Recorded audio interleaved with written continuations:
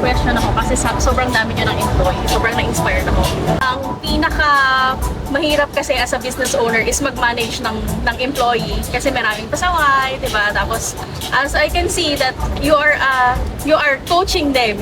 Sobrang na-inspired ako. So, sir, paano nyo, like, when to let go? Okay.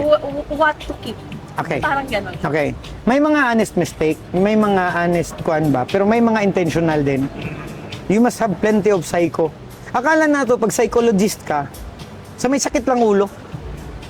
Pero we need to go to that study because psycho means the communicate of people around. Kailangan mo siyang intindihin. What makes him like that? So, Pero sir, may mga nile-let go din ba kayo? Like, pag they're not effective, kasi sinasabi ko, napuslan or nagpahimus lang, yung para bang abuse ka na lang ng position mo, panay ka na lang ng tanggap. Everybody should carry a load. Huwag namang upo ng upo.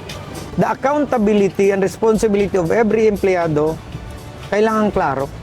Kailangan niya, para bang feeling talaga niya, na ako'y belong to this group. I have to deliver this or else marami ang masasuffer.